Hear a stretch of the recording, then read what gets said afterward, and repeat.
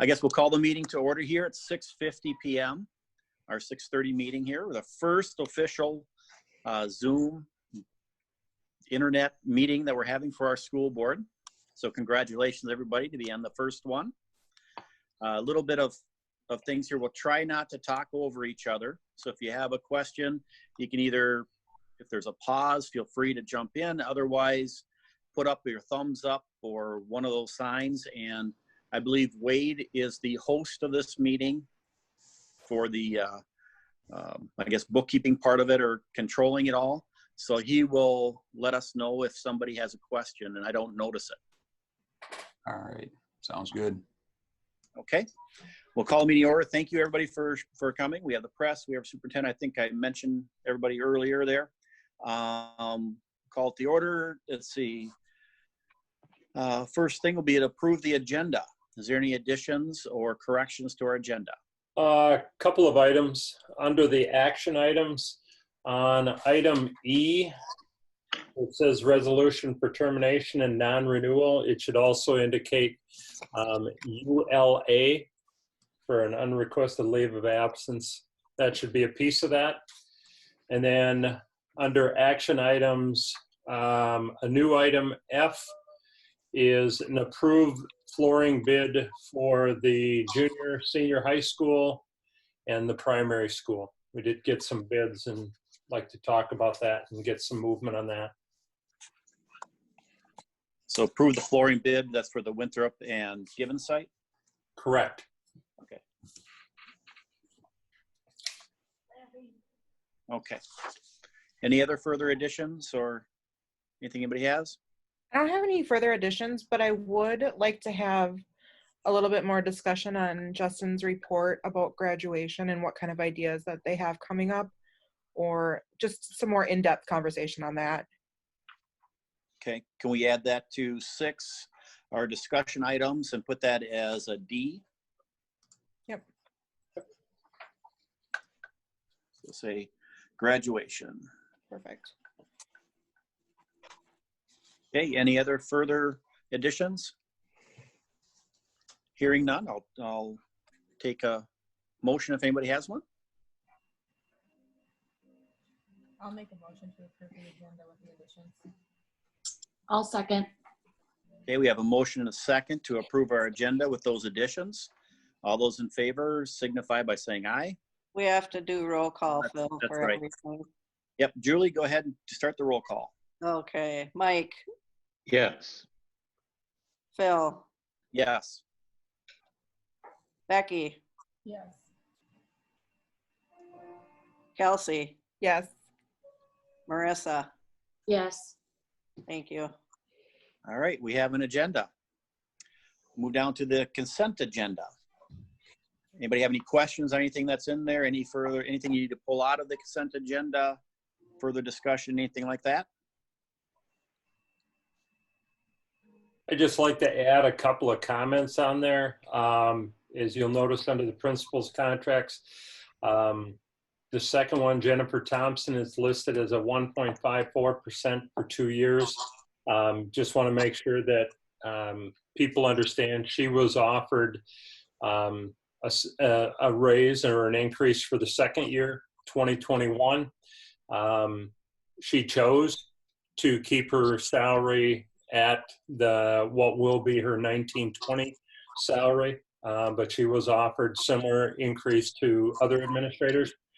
And then also under the transfers, that is the kind of the beginning of the movement based on closing of the intermediate building and the seniority that people can use. So those two individuals have seniority, so they are bumping people that are over at the high school. Okay, any other further discussion? I'd like to say thank you to Mrs. Thompson to be thinking of the school district. Agreed. Okay. Any other further discussion on the consent agenda? Otherwise, did anybody have a motion? I move to approve the consent agenda. Is there a second? I'll second. Okay, motion been, Becky seconded. Yep. Becky, thank you. Motion been made and seconded to approve the consent agenda. Julie, you want to take over for the roll call? Sure. Mike, Yes. Phil, Yes. Becky, Yes. Kelsey, Yep. Marissa. Yes. Thank you. Okay, we'll move on to number 5. Consent agenda passed. Now we'll move on to number 5, our information items. Start with the superintendent's report. Number of things going on, make sure everybody knows about. First of all, there's been, with the COVID situation, there's been some leaves based on what came out of the executive orders. Those leaves are not coming to the board because we are required to do them. We don't have it's not a choice. And actually, beginning on April 1st, there was also the Federal Family COVID Response Act that changed some things. So just want the board to know that we are following all those. There are some employees that are entitled to leave based on that language. We are being consistent with it. We are getting the medical documentation that we need and enforcing the regulations as they have been provided to us. Just a quick update on the request to run an operating levy early. Hadn't heard anything, so contacted MD last week. The gentleman that I exchanged emails with indicated that they will try and run it up the chain as quickly as possible. The window of time that they indicated for potentially running it early would be end of July, early August. And so once we get that, we'll keep that moving forward. I need to give a shout out to our food service, paraprofessionals, transportation. As of Friday, we had served over 15,000 meals to our kids in the district from the time we started this. And so that's a combination of breakfast and lunch. As of Friday, we were serving 426 kids a day. And the way that they've been doing it is just crazy. But kudos to them. I think the distance learning some of you are finding is evolving. I think it's evolving because of what our staff is seeing from students, the feedback they're getting from parents, and I think it's even them using their professional judgment of, I need to probably change this because it was new and different. I will share with you, we did send out a survey to parents, and so I will share some of that with you as we get a little bit more. I checked it earlier today. I think in grades 4 through 12, we had about 45 responses. In K3, we had about 39. So I'd rather get a little more feedback before I start sharing. But we are trying to get some feedback on that, and we are continuing to look at how we do things. I keep waiting. Supposedly, we are supposed to be about 2 weeks from the staff coming back in and getting ready for kids to come back. And I keep waiting for the governor to give us an update as to where we're going with this, because I think most of us realistically question how we could ever come back where we're at, but we need some direction. So I was really hoping maybe today, or I don't know, I would like to hear more as to where we're going. A draft at the last board meeting, Fairfax EDA had requested right of first refusal on the sale of the intermediate building. And so they have a draft. They've seen a draft. They've shared back a couple of items. And so now our attorney is looking at that. I would anticipate that we will have a final proposed agreement to bring to the May board meeting. And then lastly, current enrollment is 684 students in K-12. And then for next year, We have received 3 families that have gotten us paperwork to open a roll out of the district, which is a total of 8 kids. And then there is a 9th student in that family that is in our preschool program. And then there are 2 others that we've heard verbally, but we have not actually seen the paperwork on that open enrollment. So I will continue to keep you updated on where that is at, because obviously that enrollment for next year is going to be crucial. And that's Any all I have. questions? Any questions for Lonnie? Lonnie, I don't know if this goes with your report, but I saw that the T-Bird Club changed their hours. What was the reason for that? It is because that is a fee-based program, and obviously we're getting no fees on that right now. Okay. And so we took a look at what was the earliest drop-off and what was the latest pickup and squeezed it a little bit. Okay. And then there is language, technically, could we be charging the whole time? We could. But what we decided to do is we are actually going to charge outside of the school day hours. So an hour before and then an hour and a half at the end. That is one thing that we will have to discuss in May. As I said, T-Bird Club is a fee-based program, and obviously we're paying those people now, but we're not generating revenue. There is, the state is saying that if you have funds in another account, you will be allowed to transfer those funds. And one thing Lindsay and I have talked about, the one area that we have some additional funds that are restricted is in staff development. And so in May, we will probably be proposing that at some point doing a transfer from staff development to cover the loss in T-Bird Club. And we will also propose that when we hit the summer and the school year is over, that we run that as a business where the staffing is geared to the point of being breaking even, hopefully. Okay. The government indicated providing any funds towards that, since they're requiring everyone to do it for free. Excuse me? Have you heard anything about the government spending any money or funds for T-Bird Club, since it's required to be free right now? No. We did apply for 2 grants with the hope that maybe we could get some through that also to cut back on some of the loss. Okay, any further questions? All right, thank you, Lonnie. Let's see. Our school principals, they have their reports are included, Dasher's included. Let's see, anybody have any board reports? Did they go to any of their, or have any Zoom meetings with any of their committees? Nobody speaking up, so I'm gonna assume that's a no. Lego alerts, Lego alerts.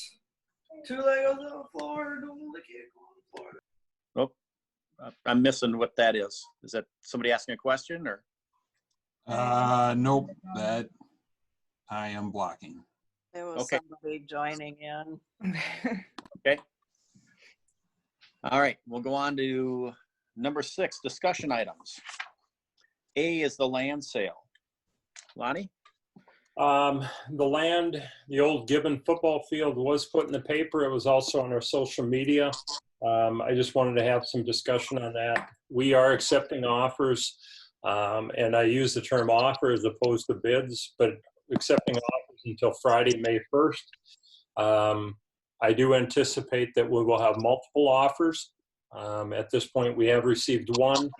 I have received an email from another group that has indicated that they will be submitting an offer, and there has been discussion that there might be a 3rd offer coming.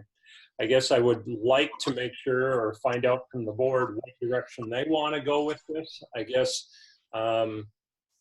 my thought was that once that deadline comes, we get the board finance committee together to take a look. And when I say together, I mean virtually, to take a look at the offers, and then the board finance committee would have the opportunity to actually negotiate with who they want. By not doing this by sealed bids, we've allowed ourselves some freedom to negotiate with whoever you want. Okay. I don't know, thoughts on that? So you said it closes on the 1st of May, right? Correct. That's a Friday. Oh, I'm a month farther there. Okay, there we go. Yep, that's Friday. Should we do a Zoom on the 4th to discuss it as a board? Is a board finance committee or a full board? Guess that'd be my question. Didn't you say the full board to look at it and then the finance committee to negotiate? Or I what? was thinking the board finance committee could take the whole process. I don't think the board, I think the board finance committee could review it, decide what direction they want to go. And then you could always come back to the full board and say, this is the direction we'd like to go. You could also have some preliminary discussion with, if there's a vast difference, you may look at, if you get 3 bids and there's one that's way off, you may say, you know what, let's talk to these 2 and have some preliminary discussion to bring back to the full board. Okay, I'll propose it out to the whole board here. Do you want the finance committee to handle this, or do you want them to narrow it down and bring it back to the board for further discussion? What would you guys like? I think narrowing it down and then coming back for us. I agree. Okay, kind of sounds like that's the route we should probably take then. We should probably have a finance committee then Zoom on the 4th. I'll throw some times at the 3 board members that are on the finance committee as far as what works for them to get together. When does the board want to have a special meeting then on Zoom to do this? That has to be a closed also because you're dealing with Negotiations. yeah. So do we want to set a time now? I'm looking, sorry.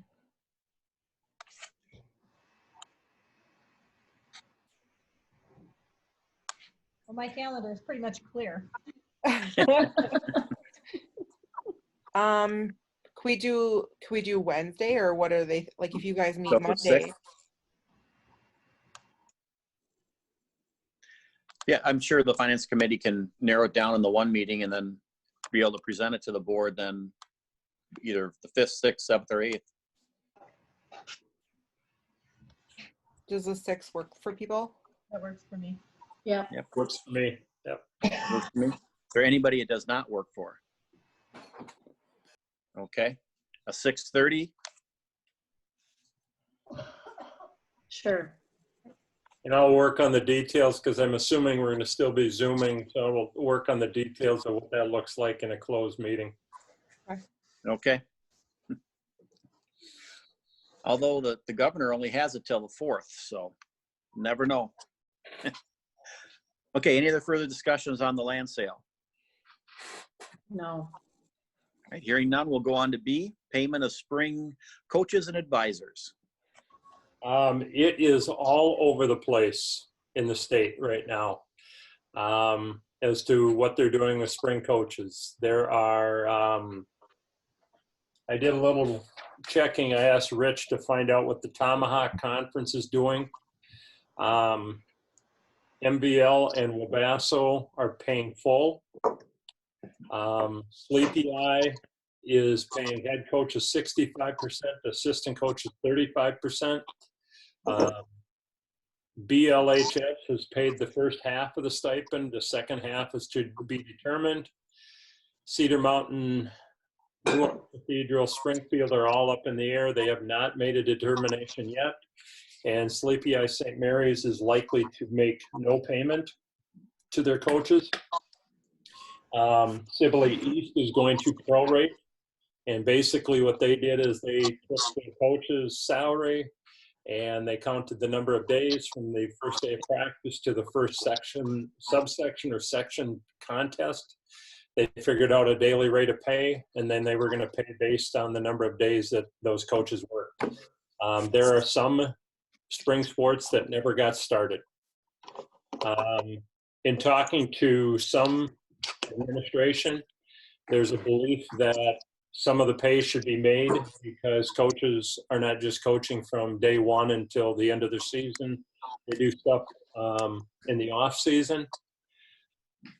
I think some of it, some of the decision is being made by districts based on where they're at financially.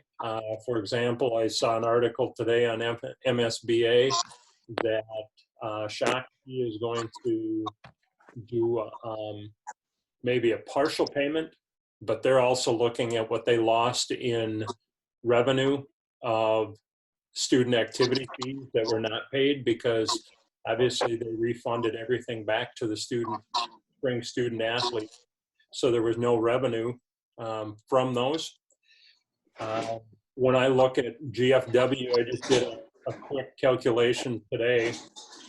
If we were to pay coaches full, depending on if you were going to pay an assistant golf coach, because that was kind of up in the air, it would be somewhere in the range of $30,000 to $35,000 that we would be paying out in full salary. If we'd go a prorated system like Sibley East did, any idea what the number would be? It'd be very minimal because I believe we only had 2 sports start, and I can't imagine it'd be more than $1,000, if even that. And I get the logic to some extent for coaches doing stuff, because I know coaching has changed. It's a full year thing, but I also know that's not the same for all coaches, and head coaches put in a little more time in the off season than assistants do. We also have a situation where we have a head baseball coach's first year and probably wasn't hired until, I'd have to look back at the board minutes, but how much time was spent there by that individual? I know there is a push to get people paid. I also know where we're at financially as a district. I would struggle with recommending full pay. The nice piece is we don't have to decide it tonight. I just wanted to put it out there for you to think about. I was given something by a couple of different people in the district. The union sent me something, and Rich sent me something from the Minnesota Coaches Association. And I'm sorry, they've lost credibility with me, because as I started looking at it, I talked to 3 ADs that I know that were on there and just asked them, why are you paying full? And they said they're not. That information isn't accurate. And so I think the stuff I got from Rich on the Tomahawk is accurate. I think there's going to be more districts that either go a percentage or prorating than there will be that pay full in the end. I did see a couple that said they were going to pay full, but then they were going to require summer participation. How do we even know if there's going to be anything going on this summer that they could participate in? So it's something to think about, and I'm certainly open to anybody's feedback or thoughts, or if you don't have any and you want to think about it for a while and send me something, I'd certainly be willing. I think we do need to talk about it again in May, because I think we should come up with something before the school year is over. Just my thoughts for everybody to just think about for over this next month is, I guess my expectations for a head coach is to be working more than just during the season. For example, baseball, they should be working with the coaches at multiple levels, letting them know what the expectations are in each of those levels as the kids work through. I know that doesn't work in all sports. For example, golf, you know, you don't have a summer league for kids, although there are different places they could go to and help coach the kids during the summer if they wanted to. So for varsity coaches, I kind of think there should be some kind of pay in there. And assistants, you know, I guess I'd be okay with, you know, prorated on that. I don't, you know, unless they can prove somehow that they're working more, or that they're going out there and helping the students. But just something to think of for the next month. Any other thoughts or discussion? Hearing none, we'll move on to C, potential cooperative sponsorship for dance. We had an attachment in our board packet. Rich Bussey had contacted me a little while back that Sibley East is interested in moving from a cheerleading concept to a competitive dance concept, but they don't have the numbers. And so their AD had reached out to Rich. Rich finally kind of had a little more discussion with them, put some things together. Just some thoughts for you. Again, not something we need to decide now. And really it doesn't, we could say, yep, let's do it. The Sibley East board is just getting the information for discussion. So they could turn around and say, nope, we don't want to do it, or want to maybe wait a while. So we may need to wait until we hear from them. But just some numbers. In dance last year, or not last year, but this year, we had 13 members, 2 were seniors. And so you have 11 participants coming back, and then whatever incoming 7th graders choose to participate. With that is not enough for 2 levels. So all those students are put at the varsity level. By combining with or cooperating with Sibley East, you might be able to get enough numbers where you could have 2 levels of JV and varsity, or a junior high and a varsity, where students have more of an opportunity to compete at the level that they're ready for at that point. And it all depends. You know, obviously there could be 7th and 8th graders that are ready for a varsity competition. There are others that maybe haven't had that as much exposure and aren't ready for it. So it'd be nice to be able to put a group there, let them learn, and as they get older, they're ready for it.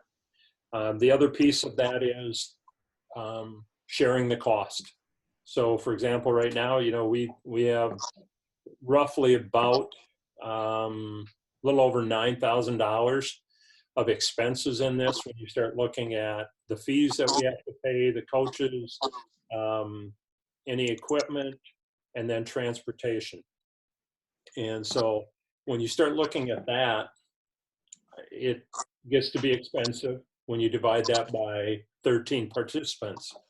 If you were to bring Sibley East in, you would take those costs divided by the participants, and we would bill them back based on their number of participants. So there could be a savings.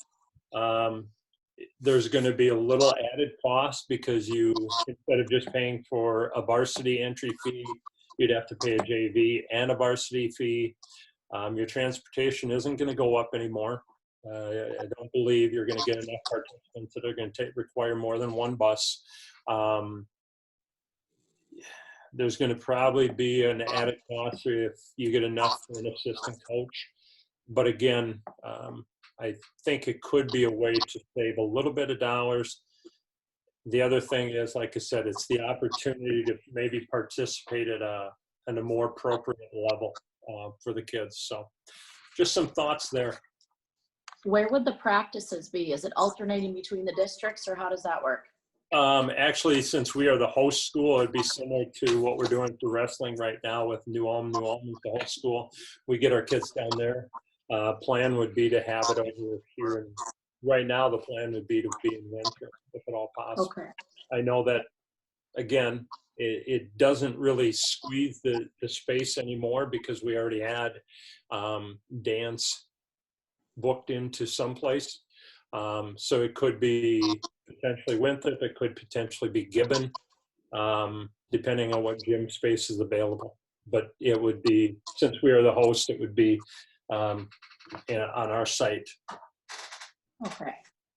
Would this be a time, logistic-wise, to bring up pairing and wrestling as well? If we're having the discussion pairing and dance, moving the wrestling program from New Ulm to Sibley East. I don't think it's a bad idea to look at. I think the one question, and I would be fine with going back to Rich, and maybe Rich needs to go to Sibley East and say, you know what, we'd like to do this, but what are the chances that we could do some wrestling with you? And I think the question that would be brought up is, if those two schools, if us going with them creates them going up a class in wrestling, they're going to probably say no. But I would guess, I certainly don't think it hurts to ask at all. So I would encourage Rich to go back and ask that question, because we do have kids that are wrestling, and it would centralize the cooperative into one district. So I will, I can certainly ask him to check. That Any would be, I further think, would be a questions? very good idea. Yep. Further discussion? And when this will come back, it kind of depends on how quickly Sibley East moves. I guess I don't know that we need to jump at making this decision, because again, if their board turns around and says, you know what, no, we're going to stay with cheerleading, we don't want to add a competitive dance, then it doesn't matter what we want. So wait to hear from them and get a little bit more, and also get a little bit more of an answer on wrestling. Okay, any further discussion? Okay, hearing none, we'll go down to 6D, high school graduation. All I have heard about graduation, and what Justin and I have talked about, is the governor is going to probably control how much we can do. I know in talking to some superintendents in districts maybe our size, a little smaller, there's been discussion about, well, could you put it out on the football field where you have, the students on the field, you let families know that you can have 4 or 5, whatever number, a limit. And then when they get there, ask them to please recognize social distancing. My concern being, what happens if they don't, and all of a sudden they all come together? It's going to still be that we hosted that event on our property. And so I'm a little leery about that idea yet. I was on a webinar with MSBA last week, and they contend that MDE is going to come out with some suggested ideas for graduation. Some school administration I've talked to, they've got a plan B that is in July. There's another district that I've talked to that has a plan B in August.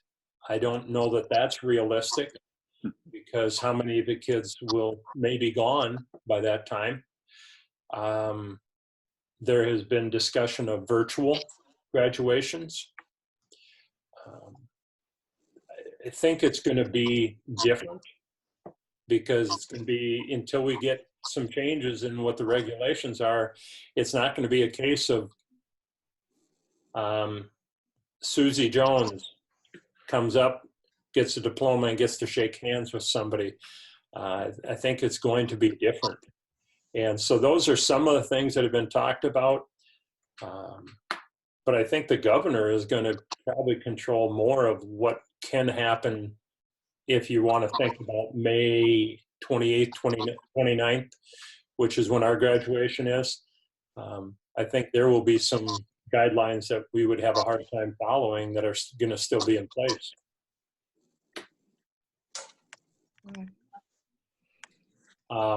You know, and that's like Wade and I were talking today when we were doing this live streaming. You know, this could help, because if you needed to limit the number of family members that could attend, at least you could live stream it so other family members would at least be able to see it. So I'll do some follow-up too, Lonnie. I'll do some follow-up here too to find out what exactly happened. I have a feeling that, I don't know if Facebook is overwhelmed with different live meetings, or if Zoom is having the issue, but I'll try to find out here too what's going on as far as why this isn't broadcasting. But as you can see, we've had other participants that have joined in on the meeting, and I just hide those participants that aren't sharing their video. So they're on mute right now, and that's where we're at. Yep. Thanks, Wade. The only thing that I was like thinking, and mind you, I don't know what regulations are going to be either, but I thought Winthrop doing the Easter Bunny on a trailer was a pretty cool idea. And while I know that we have 3 different towns and we would have to be a little creative, I thought that would be a cool idea if we kind of mapped out where kids already live in Winthrop and then place other families in other areas, and then have you and a board member walk and say you get 2 shots of a picture, me handing the diploma and you with your kid, and then we're going to keep going. Okay. Yeah, or on like a mule or something and be able to carry it all then. Well, we'd figure it out, but I mean, at least that would Pickup truck. It wouldn't be our property that we're doing it on, hosting all the virus. It would be, you know, on their own property versus, I mean, minus the 2 other towns. We'd have to definitely get creative, but then they could still show off and wave to the entire town versus just 10 people on the football field. Yep. I think there's been a real effort throughout the state to try and make this as special as they can for the class of 2020. It's rather unique. I know you've been included on some of the information that's gone out about Be the Light Minnesota, where we've been turning on some of the lights at the football field each Friday. And I know Rich sent something out again that encourages administration to be involved. And then we are also working on getting some signs for the class of 2020, yard signs that we'll be putting at each of their houses for the graduates. I know they're around in other communities, and Rich and Justin have been working on that. So we will have those hopefully within the next week or so, where we'll have those for our graduates also and get those out to their houses. So again, I think we want to try and do what we can. There's a lot of different events. You know, we talked graduation. Justin and I talked about a little bit today about our scholarship night. That's a huge thing at GFW. And so we're talking about if we can get this live streaming up and running, potentially doing a live stream of that from the auditorium, announcing the winners. But we got to work out the details on that. And we will continue working on that. Prom is another one that is kind of up in the air, but I think we're pretty limited on that too, as far as the guidelines right now. So all those building a little bit in Kelsey's idea, instead of, you know, running around to everybody, what about a car caravan with each graduate coming through to get their diploma? That's kind of like what I meant. Like, they each have to be on their own vehicle, and we wouldn't provide that. But I'm sure if I don't have a truck, my neighbor does. I mean, we live in rural Minnesota. But if they, and then when we got, so then they could all parade around. I don't know. I think it's, I mean, it's obviously an idea that can be worked upon. I just thought it was really much more of an effort versus limiting your people to 2 at the football field.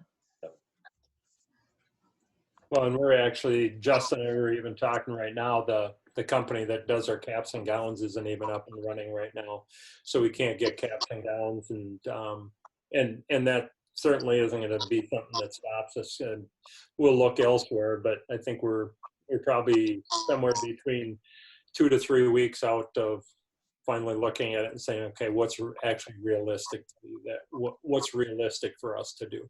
Right. And that's kind of why I wanted to talk about it tonight, because I know that it is coming up faster than we want it to. Exactly. Well, it's going to be here before we get to the next board meeting also. Yeah. Okay, further questions? Okay, hearing none, move on to number 7, action items. A, process for filling a superintendent position.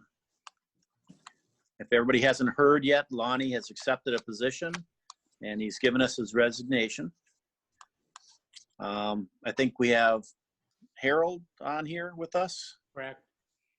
Okay, welcome. I don't know if you remember me, but I worked with you to find, I think Lonnie, when you were with us, right? Or was the one before that? Okay. Correct. So if you want, I will walk through the process that the South Central Service Co-op would promote to you. We're doing the search again this time. And you should have some information that was sent to you with your board packet. I want to kind of walk through that a little bit with you, but just to kind of recap where we're at. I looked on the MSBA website today, and I see there are only 4 superintendent vacancies left on the list. And all 4 of those will have closed by May 1. So we're getting down toward the end of the superintendent search season, so to speak. I think there must be somewhere between 35 and 40 superintendent searches that were done statewide this year, maybe even over that. I haven't gotten a total count on that. But the South Central Service Co-op has been providing superintendent search to school districts that are members of the Service Co-op for about the past 10 years. I think we've done around 30 searches in that 10-year period. I've been involved in the last 7 years helping with some searches, and I was involved in doing the search when Lonnie was hired there at GFW.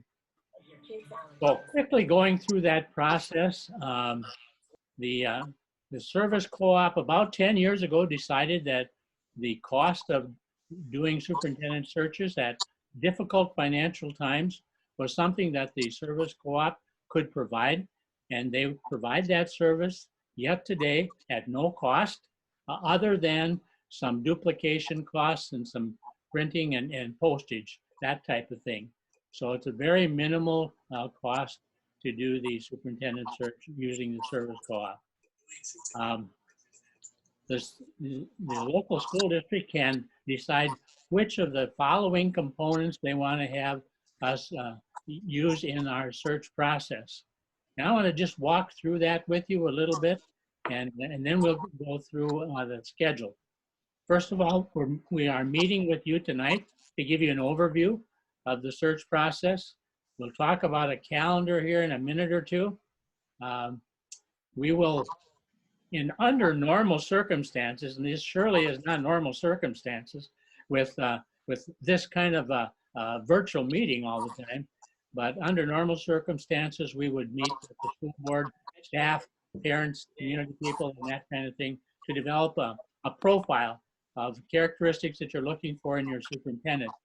I would suggest that given the situation with the COVID pandemic we have right now, that we use the profile that was created a couple of years ago when Mr. Seifert was hired at that time.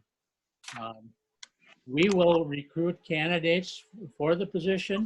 We will also post a vacancy in 3 different sites in Minnesota, and that will be posted for a period of time, which we'll discuss a little bit later here. We'll do the screening, preliminary screening, and we'll make recommendations to you as a school board as to who you might consider having come in for interviews that could be one round of interviews only, or it could be 2 rounds, depending upon how many candidates we have and what your choice is in that process.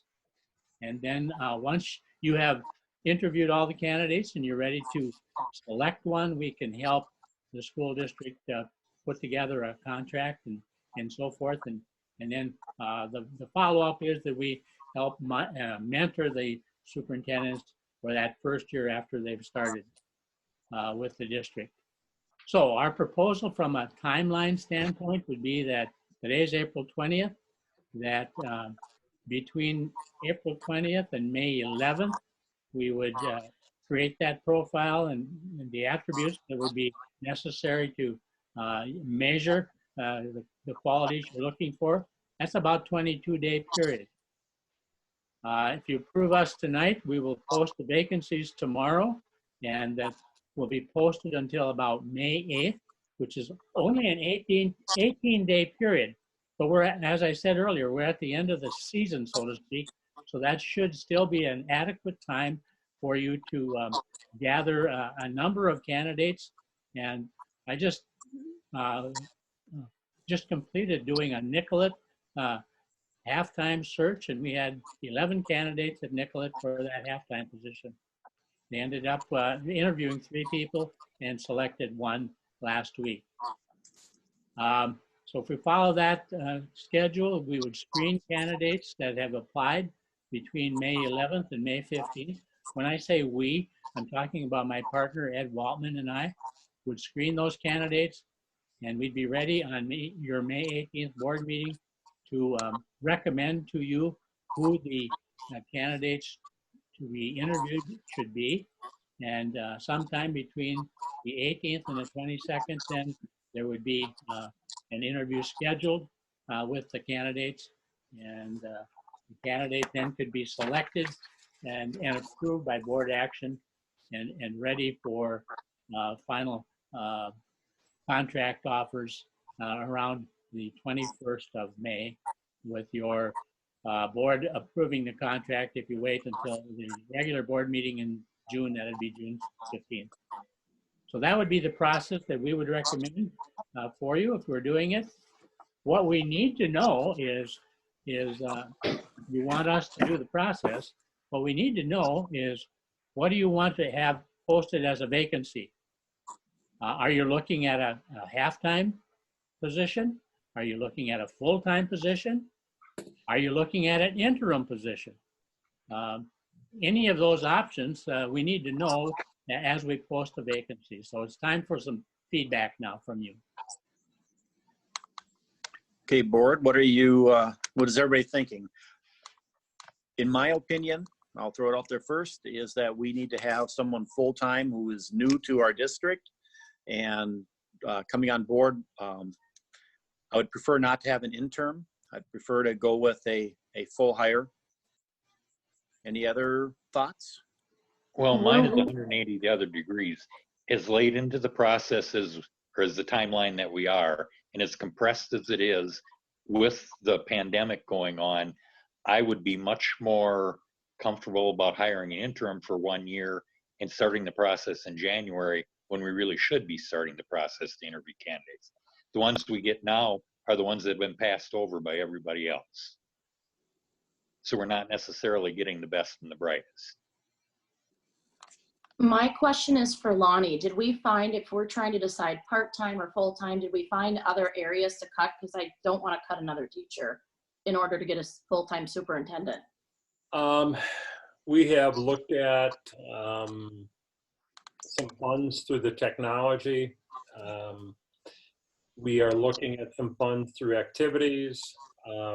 One of the items we've got coming up is budget reduction, and one of the items in there has a cost to the district because of the Reader's Grant. If that worked the other way, we could get some money there. And it would be up to the board. Potentially there is some money coming in from the sale of the old football field that could potentially be used. I don't, we will know that. Lindsay and I are planning on having a conversation on Wednesday to continue looking at where there are some funds.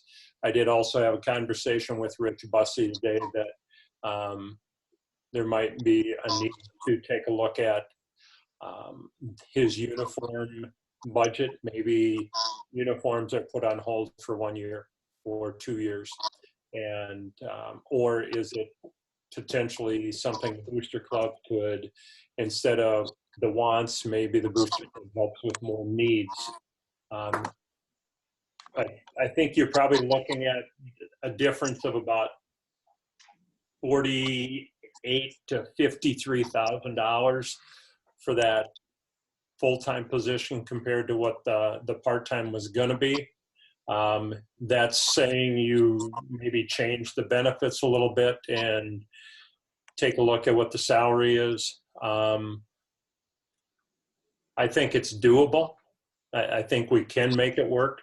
I have been in contact with MDE. We will need to explain where this is coming from with our SOD plan. My only concern about an interim one, do you get many candidates for that? Are we going to get one that's invested? Well, that can vary depending upon the situation. One never knows. We have 2 or 3 candidates that I would have in mind that could maybe be interested in an interim or in a full-time position. If we do interim, can we switch it potentially in January that we really like them, we're just going to hire them? You'd have to post another vacancy and go through the process, but you surely could do that. Yeah. Okay.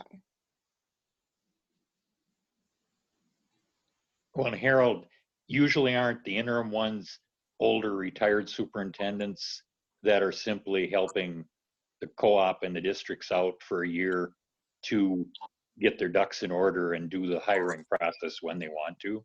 That's usually what has happened, yes. It's somebody who has retired maybe a year or 2 ago and is willing to come in and step in for a year, but they're not looking at full-time employment for several years.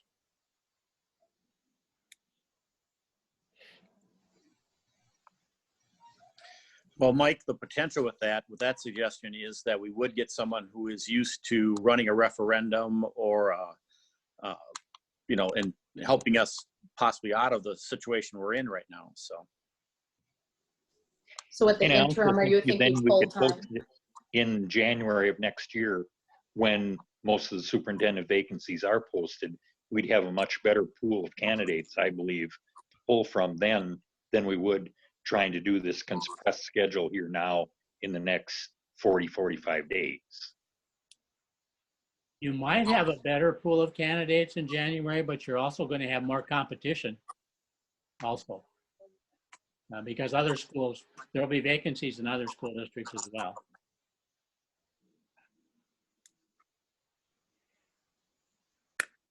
I'm not trying to influence you one way or the other. I just need to know what you want posted. I don't know. I guess my feelings are mixed on interim versus a permanent. I don't know.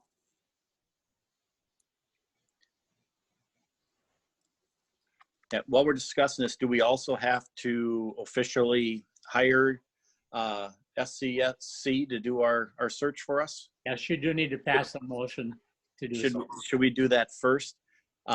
Just to let everybody know, I did get an email from SBA, and their thought of the fee was going to be around $7,500 for a superintendent search.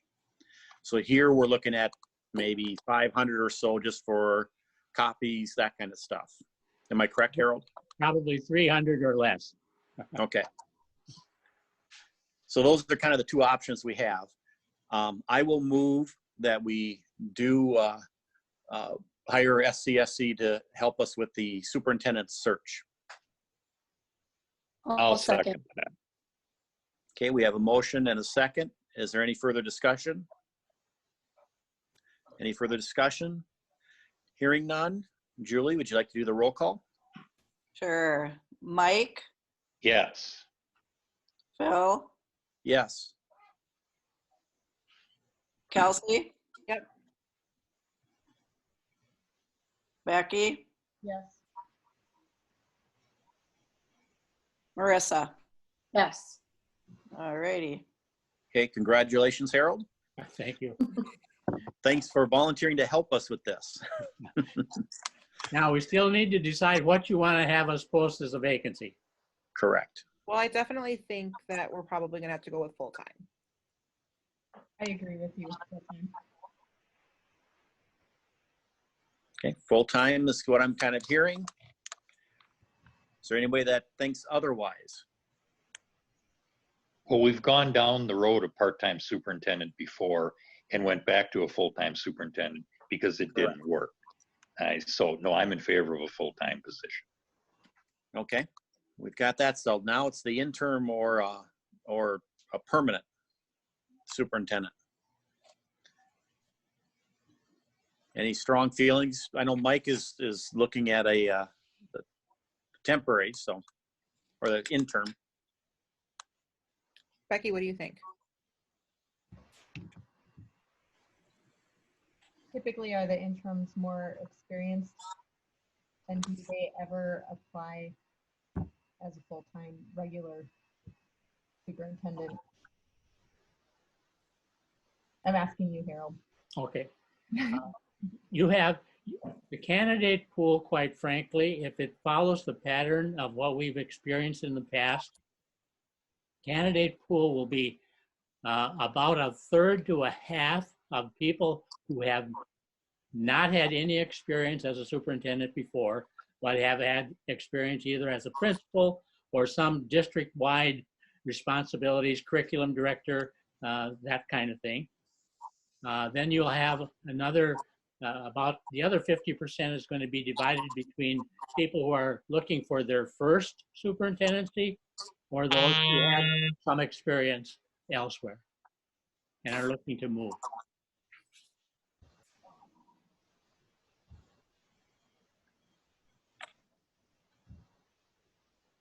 And interim superintendents, do you know if there's a pool of them out there right now? Or?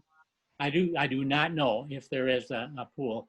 There's a couple people that we have used in the service co-op in the past. I have not spoken with them because I didn't know if there was an interest in doing that or not by GFW. Well, I really couldn't say.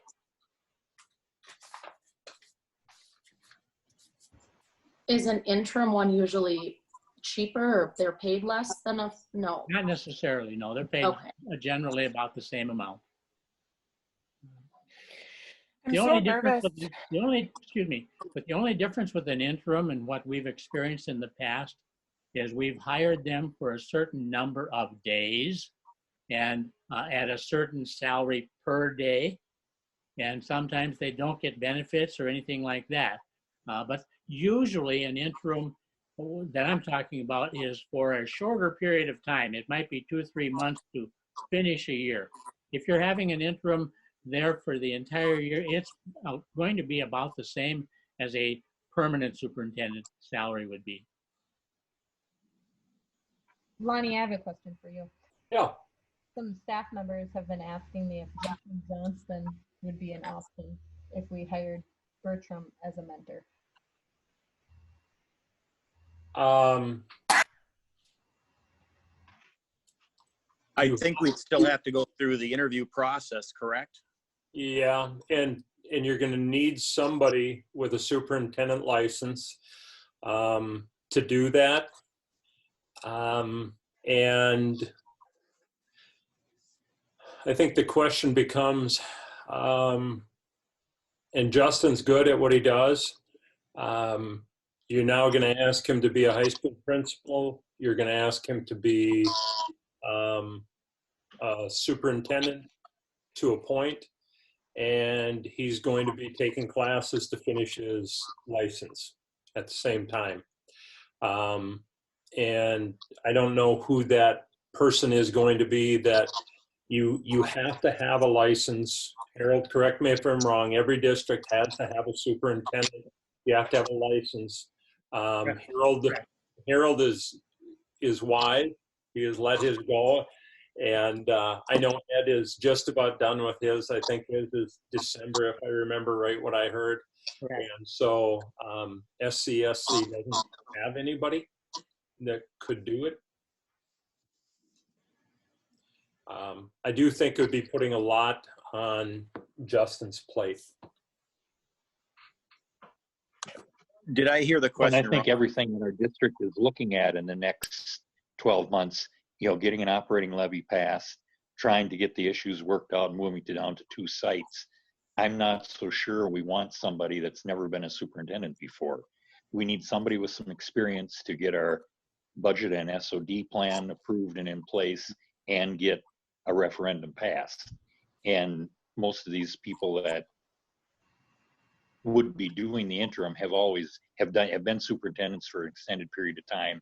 They would hopefully have some experience in dealing with that, versus where Harold said, basically half the candidates you're going to get are going to be green, have never been superintendents before. They're not going to have that experience. If you go the route of the interim, I would think that you will have a smaller pool of candidates that are interested in that, however. Right, no, I understand that. Is in the larger pool of, if we went with more of a permanent position, do you know of any that have experience, or are they pretty down to no experienced people? Yes, I know of a few people that have experience that would probably be interested in applying for this position if it were a full-time permanent position. And the only reason I say that is because we just, as I said earlier, just completed doing a search at Nicollet, and a couple of the candidates there are interested in full-time employment on a permanent basis. They'd probably be in the pool of candidates for the GFW job. My concern is if we do an interim, we have had so much change at GFW. Sometimes change is good, but we've had a lot of change. I don't like the idea of hiring an interim superintendent and then in a year switching to another new one. I was gonna say that I like the idea of an interim, but we have no stability right now. Right. That's why I don't know if I like the idea of an interim one. That's so much change. Yeah. Lonnie. One other thought about the interim is that person has their focus is on getting through the year rather than the long term. Right. And sometimes that's good, but also if you're looking at some longevity, you need to express that by posting the vacancy as such.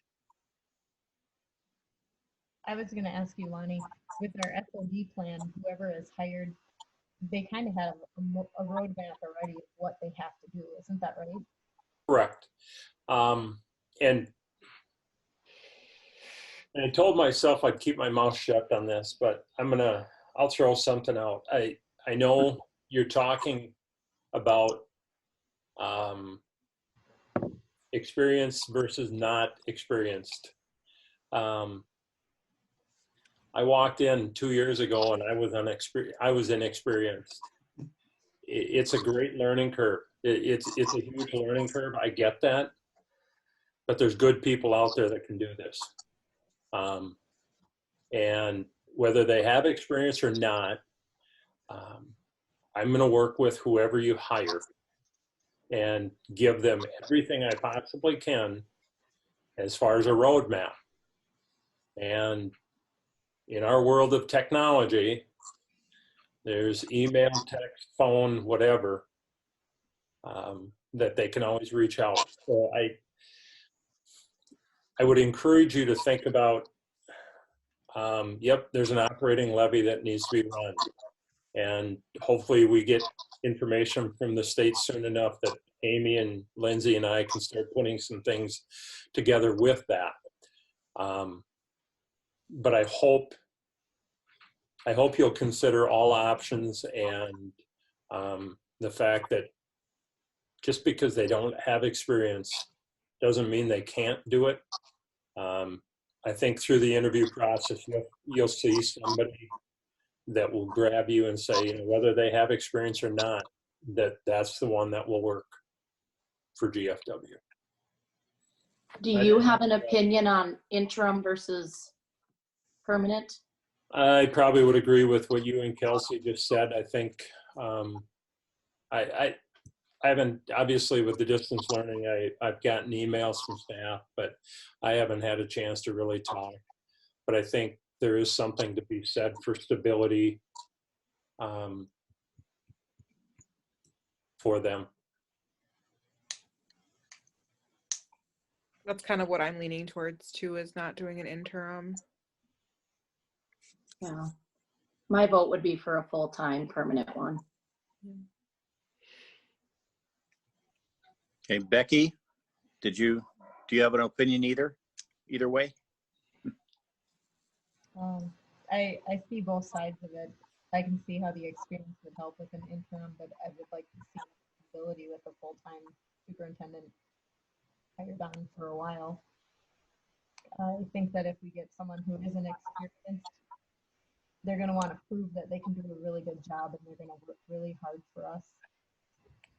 I think that if we get someone who is experienced, they're going to want to prove that they're doing a really good job for us too. So we just got to find the right candidate. Do we want full-time or do we want interim? Well, Harold, is there a way to put it out there saying that we're looking for either or? Does that work or not? I would not recommend doing that. I would recommend posting it as a vacancy. One or the other. I just want to follow up on Lonnie's comment. Lonnie's a good example of someone without experience that I think has done a good job for you in a very difficult situation. When we went through the search in Waseca, the end product was a person who has not had superintendent experience. There's a lot of good people out there that may not have had the experience, but have a lot of potential otherwise. So don't automatically write off somebody that doesn't have experience as a superintendent. And I'm not saying that we won't attract some very experienced superintendents too. It's nice to have some choices there. And again, we would like to be able to bring you 3 or 4 candidates that'll give you some choices, some background differences, some expertise differences, and some experience differences.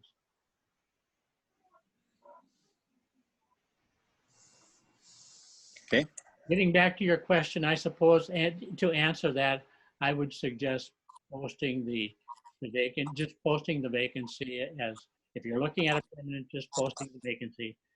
You can always set the contract length up for 1, 2, or 3 years.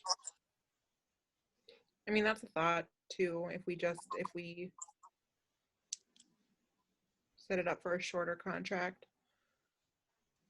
because we can always renew them if we like them.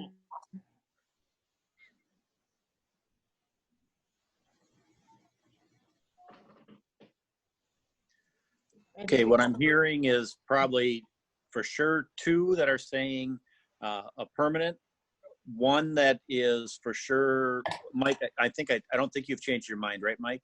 No, I have not. Okay. Becky can go either way. I guess I'd say 3, 4, because I would go for a permanent. It would be my opinion also. So 3, 1, and 1. I would like to make a motion to post it as a permanent position. I'll second it. Okay. Motion's been made and seconded to post it as a permanent position. Any further discussion? Well, the other thing we can keep in mind, we can start the interview process, get the candidates. If we don't find anybody in the list of finalists that we like, we still haven't eliminated the possibility of hiring an intern for a year and getting a new rule in January. Right, but you're saying the exact same thing that we're saying, that if we do the contract for only a year, then we'd be in the same boat. I think it's going to be very difficult to negotiate a contract with a new superintendent for 1 year. Yeah, I think what Mike is saying If is, I was in that superintendent's position, I wouldn't sign a 1-year contract. I want some stability. I want 2 or 3 years. Yeah, I think what Mike is saying with the interim would be if we went for a permanent candidate, we saw all the candidates, we did our interviews, none of us were happy or could decide on one, then we would turn around and then go for an interim. Is that right, Mike? Correct. Okay. Let's see what's available. Yes, Julie. We do not have to make a motion on this. You guys just have to decide what you want Harold to do. Well, That's correct. Did I hear the motion get rescinded then? Is that what I just heard? Okay, Harold, I think you have your direction. It sounds like the majority are saying go ahead with a permanent position. Permanent, full-time. Correct. Good. Thank you much. Thanks, Harold. Thank you. All right. The next step here we have is number 7 is action item B, final reading of policies. And the first one is policy 401. It's equal employment opportunity. Everybody have a chance to go over that the last couple months? Any questions? Lonnie, do you have any input on that? Nothing. It's pretty self-explanatory. It's something that has come up over the last few years. I think that language is being added a few different places. I move adoption of the new resolution or the new policy. I'll second. Motion has been made and seconded to adopt the new policy 401. All those in favor? Oh, sorry, Julie, go ahead with the roll call. Mike, Yes. Phil, Yes. Kelsey, yep. Becky, Yes. Marissa. Yes. Thank you. Okay, it passes. It's been adopted. Now we'll go to 7B2, which is policy 402, disability non-discrimination policy. Lonnie, any insights? And anybody else have questions? No, the only thing that was really added was in the language, they say that when you want to be able to contact the superintendent, they want the address of their office and a phone number in there. So I would recommend having that in the policy.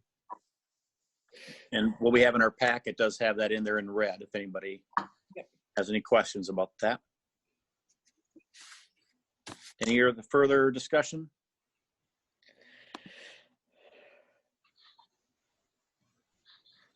I will make a motion to accept the policy. I will second it. Motion been made and seconded. Julie, I'll hand it over to you again for roll call. Mike, Yes. Phil, Yes. Becky, Yes. Kelsey, Yes. Marissa. Yes. Thank you. Okay, it's been approved. We'll go on to 7D, C, the revised fiscal year 20 budget. We have an attachment in our packet here. As you can see, we have the adopted on the left-hand side. You have the revised. It's the board really should act on a revised budget. I know it's late, but it is something that we should act on. As you can see, if you look at the general fund, I feel like we should be happy with the progress we made. You're talking about a difference of about $350,000 there. Piece of me also states that if we could have held our enrollment just a little bit more, it might have been even better. But there is some definite improvement there. Some of the other ones as you go through food service, I do need to commend Beth Walter. She's been really working. We brought in a new food supplier this year, was able to really watch what we were spending. We'll see how that all plays out with how we're ending the year here with the distance learning, the meals we're providing there. As you can see, there's some concern there in the community service fund because that's where the T-Bird clubs comes out of. Also, there's just some added revenue. We believe that some of the stuff Sandy would have been doing this spring would have generated some additional revenue over the expenses. But we'll, as I said, we'll take a look at that with the staff development dollars as we go on. Outside of that, that's really about it. All kind of depends on how you want to look at it, but I don't think anybody's happy with being deficit doing the needed hours, but it's definitely different than definitely in the year. So we'll leave it at that. Again, it is something that the board should act on. And we are now also working on getting some numbers together for an adopted budget for 2021, which will come to the board in May, and have a little better idea of where all of our numbers fall with regard to what we submitted with the SOD. Hopefully be able to show a little bit better idea of that in May or June once we're through this COVID situation. Okay, any further discussion on that? Hearing none, I move that we accept the revised fiscal year 20 budget as presented. I'll second that. Okay, motion been made and seconded. Is there any further discussion? Hearing none, I'll hand it over to Julie for a roll call. Mike, Yes. Bill, Yes. Becky, Yes. Kelsey, Yes. Marissa. Yes. Thank you. It passes. All right, now go on to 7D, the budget reduction proposal. Lonnie? All right, that proposal really is not any different than what we talked about in March. The only thing I will say is you can see, and it was brought up, the literacy coach situation right now is that it costs us $11,000 to the district because the individual that we'd be bringing off of the literacy coach would be more expensive salary-wise than the person that would be eliminated. We are leaving that in there, but there is a possibility that could change. The state has indicated that we can ask for an extension for 1 year on the literacy grant. We have asked for that, and we anticipate having an answer by April 30th. We have been very open with that staff member that is being cut, and actually not being cut, they'd be being put on unrequested leave of absence, that there is a possibility that if that plays out, we could be recalling them at the May board meeting.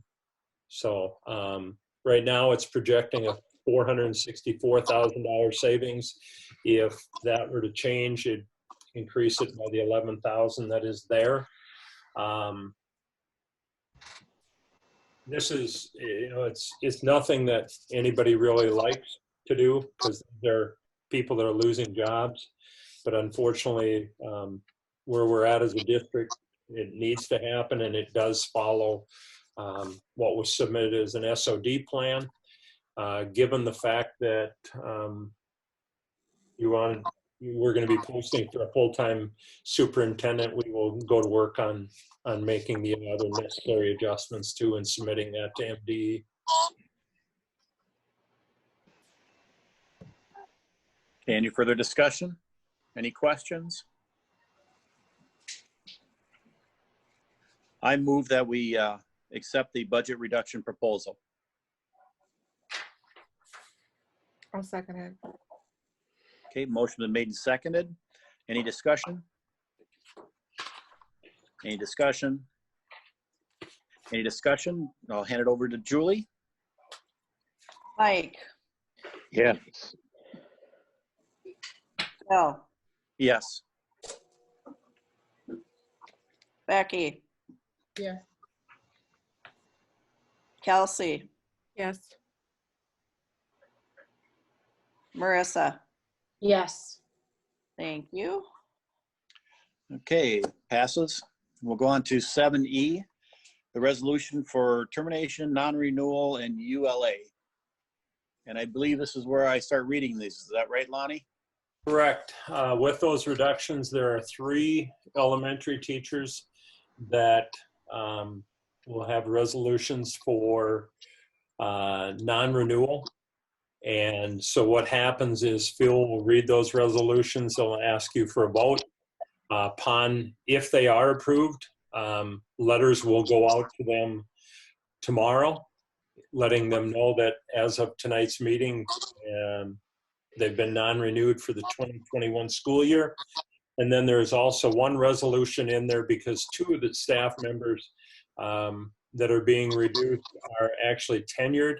So they are put on unrequested leave of absence, which means they have recall rights for 5 years. So if there is a position that opens in the district that they are licensed for, they would have a right to be recalled. In fact, we as a district would have, or would be required to bring them back. As I said, when we went through the proposal, that could potentially, depending on how the reader's grant goes, one of those recalls could be even. So I'll let Phil go to work on the resolution. Okay. First resolution is A, considered non-renewal for teaching contracts. 1, it is recommended the board terminate the non-tenured contract of Ann Hansen as per the resolution presented below. Whereas Ann Hansen is a probationary teacher in Independent School District 2365. Be it resolved by the School Board of Independent School District number 2365 that pursuant to Minnesota Statute 122A.40, subdivision 5A, that the teaching contract of Ann Hansen, a probationary teacher in Independent School District 2365, is hereby terminated at the close of the current 2019 to 2020 school year. Be it further resolved that written notice be sent to said teacher regarding termination and non-renewal of her contract as provided by law, and that said notice shall be in substantially the following form. Notice of termination and non-renewal. Dear Ms. Hansen, you are hereby notified that at the regular school board meeting, the School Board of Independent School District 2365, held on April 20th, 2020, a resolution was adopted by a majority roll call vote to terminate your contract effective at the end of the current school year and not renew your contract for the 2020 to 2021 school year. Said action of the board is taken pursuant to MS 122A.40, subparagraph 5A. You may officially request the school board give its reasons for the non-renewal of your teaching contract. However, such a request should be received within 10 days after the receipt of this notice. And it says yours very truly, school board. The clerk's going to sign it. Okay. I move that we, I guess, adopt this resolution. I'll second it. Okay, motion been made and seconded. Any further discussion? Hearing none. Julie, you want to do the roll call? Mike, Yeah. Bill, Yes. Becky, Yes. Kelsey, Yes. Marissa. Yes. Thank you. It is passed. I'll go on to the next one. Let's see. Again, A, consider non-renewal of teaching contracts. 1, it is recommended that the board terminate the non-tenured contract of Ben Jenham as per the resolution presented below. Whereas Ben Jenham is the probationary teacher of Independent School District 2365, be it resolved by the School Board of Independent School District number 2365 that pursuant to Minnesota Statute 122A.40 subdivision 5A, that the teaching contract of Ben Jenham, a probationary teacher in Independent School District 2365, is hereby terminated at the close of the current 2019 to 2020 school year. Be it further resolved that written notice be sent to said teacher regarding termination and non-renewal of his contract as provided by law, and that said notice shall be substantially the following form. Notice of termination and non-renewal. Dear Mr. Jenham, you are hereby notified that at regular meeting of the School Board of Independent School District number 2365, held up on April 20th, 2020, a resolution was adopted by a majority roll call vote to terminate your contract effective at the end of the current school year and not renew your contract for the 2020 to 2021 school year. Said action of the board is taken pursuant to MS 122A.40 subdivision 5A. You may officially request the school board give its reasons for the non-renewal of your teaching contract. However, such a request should be received within 10 days after the receipt of this notice. Yours very truly, School Board, Independent School District 2365. I move that we accept this resolution. I'll second it. Any further discussion? Hearing none, I'll pass over to Julie for a roll call. Mike, Yes. Phil, Yes. Yes. Becky, Kelsey, Yes. Marissa. Yes. Thank you. It's approved. Okay, go on to the next one here. This resolution A, considered non-renewal of teaching contracts. It is recommended that the board terminate the non-tenured contract of Jenna Iverson as per the resolution presented below. Whereas Jenna Iverson is a probationary teacher of Independent School District 2365, be it resolved by the School Board of Independent School District number 2365 that pursuant to the Minnesota Statutes 122A.40 subdivision 5A, that the teaching contract of Jenna Iverson, a probationary teacher in Independent School District 2365, is hereby terminated at the close of the current 2019 to 2020 school year. Be it further resolved that written notice be sent to said teacher regarding termination and non-renewal of her contract as provided by law, and that said notice shall be substantially in the following form. Dear Miss Iverson, you are hereby notified that at your regular meeting of the School Board of Independent School District 2365, held on April 20th, 2020, a resolution was adopted by a majority roll call vote to terminate your contract at the end of the current school year and not renew your contract for the 2020-2021 school year. Said action of the board is taken pursuant to MS 122A.40 subdivision 5A. You may officially request the school board give its reasons for the non-renewal of your teaching contract. However, such a request should be received within 10 days after the receipt of this notice. Yours very truly, School Board. I move that we accept this resolution.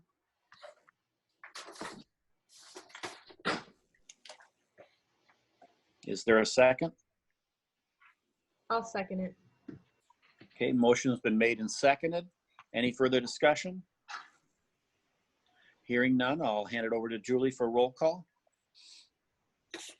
Mike, Yes. Phil, Yes. Becky, Yes. Kelsey, Yes. Marissa. Yes. Thank you. Okay, it's approved. We'll go on to, let's see, the next resolution. And this resolution is proposing to place teachers on unrequested leave of absence, and 2, placing teachers who have not requested hearing on unrequested leave of absence.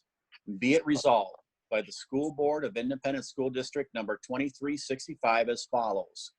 1, that is proposed for the following teachers be placed on unrequested leave of absence without pay or fringe benefits, effective at the end of the 2019 to 2020 school year, pursuant to the Minnesota Statute 122A.40, Subdivision 10, and Article 10 of the Collective Bargaining Agreement between the school district and the GFW Unified Education Association. Catherine Wellman, Hannah Busman. That written notice be sent to said teachers regarding the proposed placement on unrequested leave of absence without pay or fringe benefits as provided by law in substantially the following form. Dear Mrs., and we'll put each of their names in their own letter. You are hereby notified that on April 20th, 2020, meeting of the School Board of Independent School District number 2365, consideration was given to your placement on unrequested leave of absence without pay or fringe benefits as a teacher of Independent School District number 2365, and a resolution was adopted by a majority vote of the school board proposing your placement on unrequested leave of absence effective at the end of the 2019-2020 school year. Pursuant to Minnesota Statutes 122A.40, Subdivision 10, and Article 10 of the Teachers Collective Bargaining Agreement between the school district and the GFW Unified Education Association on the following grounds: discontinuous of position, lack of pupils, and financial limitations. You are entitled to a hearing provided that you make a request in writing within 14 days after receipt of this notice. If you request a hearing, it will be held before the school board or its designee on May 8th, 2020 at 10 a.m. at the school district offices located at 323 East 11th Street, Gibbon, Minnesota. If no hearing is requested within such period, it shall be deemed acquiescence by you and the school board's proposed action, and your placement on unrequested leave of absence shall be effective at the end of the 2019 to 2020 school year. Sincerely, School Board. Okay, I move that we accept this non-renewal ULA. I'll second it. Okay, motion's been made and seconded. Any further discussion? Okay, hearing none, I'll hand it over to Julie. Mike, Yes. Bill, Yes. Becky. Yeah. Kelsey, Yes. Marissa, Yes. thank you. Okay, it's been approved. Okay, next item, 7F, approved flooring bid with for 2 buildings. I'll hand that back to Lonnie for discussion. All right, almost there. Dave Sellner and I have been talking about asbestos removal and floor covering. We have long-term facilities maintenance money that we have not spent this year yet. And so Dave has gotten quotes for asbestos removal, which are at a level that we don't need to bring to the board level. But we are doing 4 rooms at the high school, just so that you know what we're looking at. And that would be all of the rooms that are left on the 2nd floor up by the media center. And then we are also doing 4 rooms in the primary building, which would be, as you go up the ramp and take a left, it's in the older section would probably be classified as the main level right next to the foods or the cafeteria. There are 4 rooms there. So that wing would be done. So we have 8 rooms that will have asbestos removal. And then this is for the floor covering.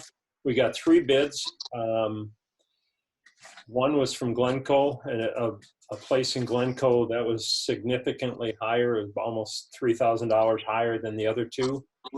The other two were, one was Rickway Carpet in North Mankato, and then there was one from Rochester.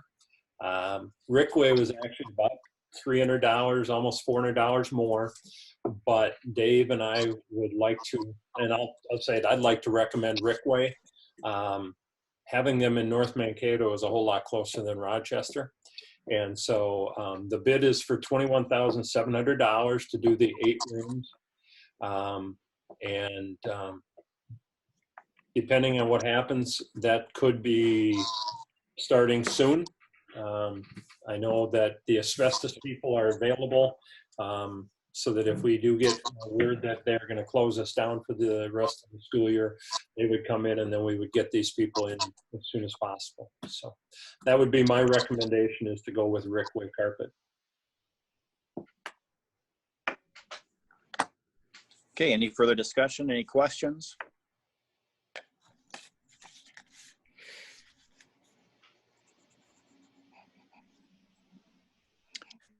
Do we need to make a motion on this? Yep. Sure. Yep. I'll make a motion to go with Lonnie's With- recommendation. Your motion is to go with Rickway? Yep. Okay. Is there a second? I'll second that then. Motion been made and seconded to go with is it Rickway? Rickway, yep. Rickway, out of North Mankato.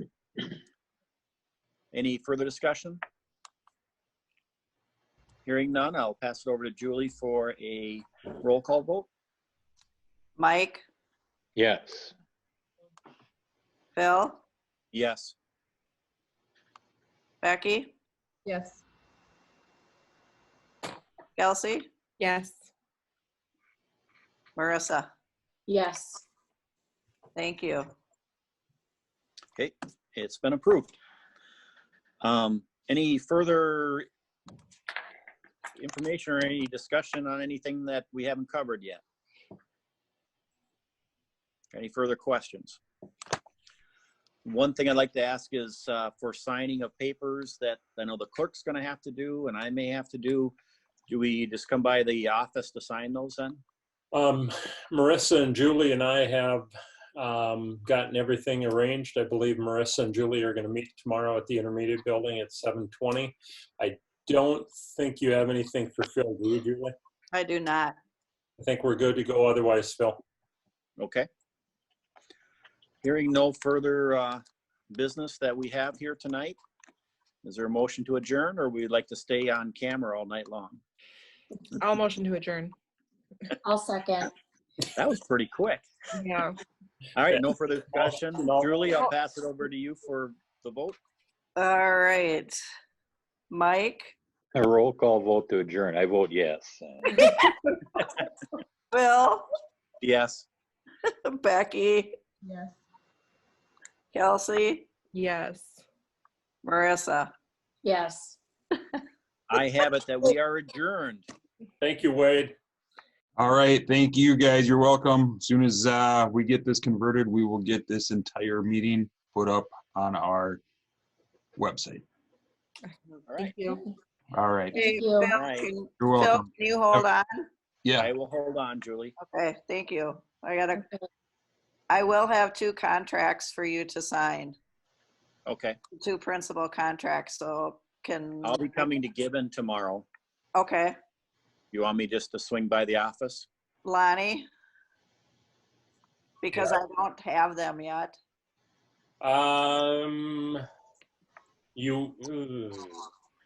Can we push that back a little bit? What is tomorrow, Tuesday? Can we do it Wednesday? Yep. I'll be there Wednesday morning? so I'll have them ready on Wednesday for Phil. Okay, Yep. Okay. What time, Phil? What time are you gonna be there? What? Are you? I can be there whatever time you need me. I'll tell you what, why don't I do it Wednesday when I come back from, I have to go up to Meeker County. Okay, So when I come back from that on Wednesday, it'll be early afternoon. sounds good. Okay? See you I'll call then. you as I'm coming back through. Sounds good. All right, thank you. Yep. thank bye. you. Good night to the 60, 70 people that we had in attendance as well. So it ended up going all right on Facebook.